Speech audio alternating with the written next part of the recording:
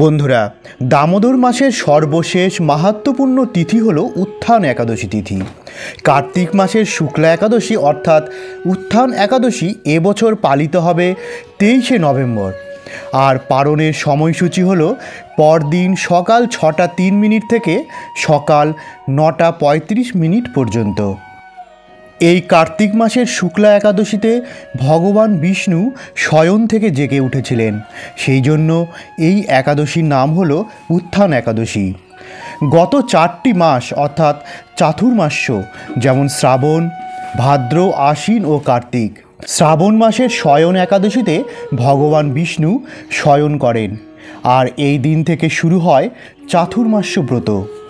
আর কার্তিক মাসের শুক্লা একাদশীতে ভগবান উত্থান করেন।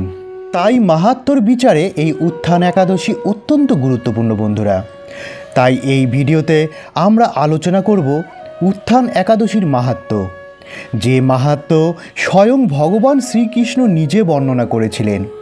এই একাদশীতে আপনারা কি কি নিয়ম পালন করবেন, কি কি খাবেন, কি কি খাবেন না, সব আলোচনা করব। তাই বন্ধুরা শেষ পর্যন্ত ভিডিওটি দেখবেন, আর ভালো লাগলে অবশ্যই আমাদের চ্যানেলকে সাবস্ক্রাইব করে দিবেন। যারা কার্তিক ব্রত পালন করছেন ভবিষ্যৎ গ্রহণ করে, তারা এই উত্থান একাদশী পালন করবেন নির্জলা উপবাস অথবা ফলমূল গ্রহণ করে।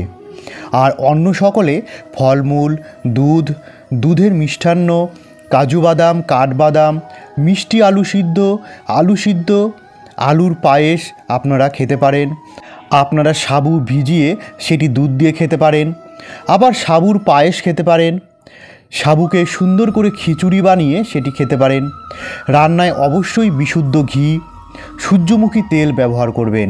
সরিষার তেল কখনোই ব্যবহার করবেন না। আর লবণ আপনারা সন্দক লবণ ব্যবহার করার চেষ্টা করবেন। একাদশীর আগের দিন, একাদশীর পরের দিন এবং একাদশীর দিন সব রকম আমিষ আহার বর্জন করবেন। সব প্রকার নেশাদ্রব্য বর্জন করবেন, যেমন চা, পান, বিড়ি, মদ ইত্যাদি। মিথ্যা কথা, মিথ্যাচার, পরনিন্দা, পরচর্চা বন্ধ করবেন, না হলে একাদশী ব্রত পালনের পূর্ণ ফল আপনি পাবেন না। একাদশীর আগের দিন ভগবানের চরণে তুলসীপত্র অর্পণ করে একাদশীর সংকল্প করবেন। একাদশীর দিন অবশ্যই বেশি বেশি করে হরিনাম জপ করবেন, শাস্ত্র অধ্যয়ন করবেন, গীতা পাঠ করবেন, প্রাতঃ স্নান করবেন, ভগবানের চরণে তুলসীপত্র অর্পণ করবেন, তুলসী সেবা করবেন, দীপদান করবেন। একাদশীর রাতে শাস্ত্র অধ্যয়ন করে রাত্রি জাগরণ করা অত্যন্ত পুণ্যের কাজ। একাদশীর পরের দিন অন্নপ্রসাদ বা দানাশস্য গ্রহণ করে ব্রত পালন করবেন। এবারের ব্রত পালনের সঠিক সময় হল পরের দিন সকাল 6টা 3 মিনিট থেকে সকাল 9টা 35 মিনিটের মধ্যে। এবার বন্ধুরা শ্রবণ করুন উত্থান একাদশীর মাহাত্ম্য। কার্তিক মাসের শুক্লাপক্ষের একাদশীর মাহাত্ম্য স্কন্দপুরাণে ব্রহ্মা নারদ সংবাদে বর্ণিত আছে। মহারাজ যুধিষ্ঠির বললেন, হে পুরুষোত্তম, কার্তিক মাসের শুক্লাপক্ষের একাদশীর নাম আমার কাছে কৃপা করে বর্ণনা করুন। শ্রীকৃষ্ণ বললেন, হে রাজন, কার্তিক মাসের শুক্লাপক্ষের একাদশী উত্থান বা প্রবোধিনী নামে খ্যাত। প্রজাপতি ব্রহ্মা পূর্বে নারদের কাছে এই একাদশীর মহিমা কীর্তন করেছিলেন। এখন তুমি আমার কাছে সে কথা শ্রবণ করুন। দেবশ্রী নারদ প্রজাপতি ব্রহ্মাকে বললেন, হে মাহাত্ম্য, যে একাদশীতে ভগবান শ্রী গোবিন্দ শয়ন থেকে জেগে ওঠেন, সেই প্রবোধিনী বা উত্থান একাদশীর মহিমা আমার কাছে সবিস্তারে কীর্তন করুন। ব্রহ্মা বললেন, হে নারদ, উত্থান একাদশীর যথার্থই পাপ নাশিনী, পুণ্য বর্ধিনী ও মুক্তি প্রদায়ী। এই একাদশী ব্রত নিষ্ঠার সাথে পালন করলে 1000 অশ্বমেধ যজ্ঞ ও শত শত রাজসূয় যজ্ঞের ফল অনায়াসে লাভ হয়। জগতের দুর্লভ বস্তুর প্রাপ্তির কথা আর কি বলবো। এই একাদশী ভক্তিপরায়ণ ব্যক্তিকে ঐশ্বর্য, প্রজ্ঞা, রাজ্য ও সুখ প্রদান করে। এই ব্রতের প্রভাবে পর্বত প্রমাণ পাপ রাশি বিনষ্ট হয়ে যায়। যারা একাদশীতে রাত্রি জাগরণ করেন, তাদের সমস্ত পাপ ভস্মীভূত হয়। শ্রেষ্ঠ মুনিগণ তপস্যার দ্বারা যে ফল করেন, এই ব্রতের উপবাসে তা পাওয়া যায়। যথাযথভাবে এই ব্রত পালন করলে আশাতীত ফল লাভ হয়, কিন্তু অবিধিতে উপবাস করলে স্বল্পমাত্র ফল প্রাপ্তি হয়। যারা এই একাদশীতে ধ্যান করেন তাদের পূর্বপুরুষেরা স্বর্গে আনন্দে বাস করেন। এই একাদশী উপবাসের ফলে ব্রহ্ম হত্যাজনিত ভয়ঙ্কর নরক যন্ত্রণা থেকে নিস্তার পেয়ে বৈকুণ্ঠ গতি লাভ হয়। অশ্বমেধ যজ্ঞের দ্বারাও যা সহজে লাভ হয় না, তীর্থে স্বর্ণ প্রভৃতি দান করলে যে পুণ্য অর্জিত হয়, এই উপবাসের রাত্রি জাগরণে সেই সকল অনায়াসে লাভ হয়ে যায়।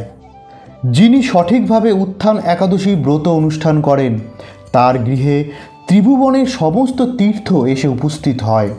হে নারদ, বিষ্ণুর প্রিয়তমা এই প্রমোদিনী একাদশীর উপবাস করলে সর্বশাস্ত্রে জ্ঞান ও তপস্যায় সিদ্ধি লাভ করে চরম মুক্তি লাভ হয়।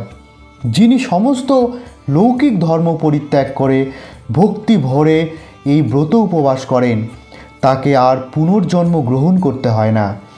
এমনকি মন ও বাক্য দ্বারা অর্জিত পাপ রাশিও শ্রী গোবিন্দের অর্চনে বিনষ্ট হয়ে যায়। হে বৎস, এই ব্রতে শ্রদ্ধা সহকারে শ্রী জনার্দনের উদ্দেশ্যে স্নান, দান, জপ, কীর্তন ও হোমাদি করলে অক্ষয় ফল লাভ হয়। যারা উপবাসের দিনে শ্রীহরির প্রতি ভক্তিভাবে দিন যাপন করেন তাদের পক্ষে জগতে দুর্লভ বলে আর কিছু নেই। চন্দ্র ও সূর্য গ্রহণে স্নান করলে যে পুণ্য হয়, এই উপবাসে রাত্রি জাগরণে তার সহস্রগুণ সুকৃতি লাভ হয়। তীর্থে স্নান, দান, জপ, হোম, ধ্যান আদির ফলে যে পুণ্য সঞ্চিত হয়, উত্থান একাদশী না করলে সে সমস্ত নিষ্ফল হয়ে যায়। হে নারদ, শ্রী হরিবাসরে শ্রী জনার্দনের পূজা বিশেষ ভক্তি সহকারে করবেন, তা না হলে শত জন্মার্জিত পুণ্যও বিফল হয়। হে বৎস, যিনি কার্তিক মাসে সর্বদা ভাগবত শাস্ত্রাদি অধ্যয়ন করেন তিনি সর্বপাপ মুক্ত হয়ে সমস্ত যজ্ঞের ফল লাভ করেন। ভগবান হরিভক্তিমূলক শাস্ত্র পাঠে অত্যন্ত সন্তুষ্ট হন, কিন্তু দান, জপ, যজ্ঞাদির দ্বারা তেমন প্রীত হয় না। এই মাসে শ্রী বিষ্ণুর নাম, গুণ, রূপ, লীলাদি শ্রবণ কীর্তন অথবা শ্রীমদ্ ভাগবত আদি শাস্ত্রগ্রন্থ পাঠের ফলে শত শত গোদানের ফল অচিরেই প্রাপ্তি হয়। যদি ভক্তি সহকারে এই মাসে ভক্ত সঙ্গে হরিকথা শ্রবণ ও কীর্তন করেন তবে তার শতকুল উদ্ধার প্রাপ্ত হন এবং হাজার হাজার দুগ্ধবতী গাভী দানের ফল অনায়াসে লাভ করেন। এই মাসে পবিত্রভাবে শ্রীকৃষ্ণের রূপ গুণাদির শ্রবণ কীর্তনে দিন যাপন করলে তার আর পুনর্জন্ম হবে না। এই মাসে বহু ফল, মূল, ফুল, অগুরি, কর্পূর ও চন্দন দিয়ে শ্রীহরির পূজা করা কর্তব্য। হে নারদ, সহস্র সুগন্ধি পুষ্পে দেবতার অর্চনে বা সহস্র সহস্র যজ্ঞ ও দানে যে ফল লাভ হয়, এই মাসের শ্রী হরিবাসরে একটি মাত্র তুলসী পাতা শ্রী ভগবানের চরণ কমলে অর্পণ করলে তার অনন্ত কোটি গুণ ফল লাভ হয়। সমস্ত তীর্থ ভ্রমণ করলে যে পুণ্য সঞ্চয় হয়, উত্থান একাদশীতে শ্রীকৃষ্ণ পাদপদ্মে অর্ঘ্য প্রদানে তার কোটি গুণ সুকৃতি অর্জিত হয়। শ্রবণ কীর্তন, স্মরণ, বন্দনাদি নববিধি ভক্তির সাথে তুলসীর সেবার জন্য যারা বীজ রোপণ, জল সেচন ইত্যাদি করেন তারা মুক্তি লাভ করে বৈকুণ্ঠবাসী হন। বন্ধুরা, এই হলো উত্থান একাদশীর মাহাত্ম্য। আমাদের এই ছোট্ট ভিডিওটি যদি আপনাদের ভালো লাগে তাহলে অবশ্যই আমাদের চ্যানেলকে সাবস্ক্রাইব করে দেবেন আগামীতে এই ধরনের ভিডিও যাতে আপনারা সহজেই পেতে পারেন।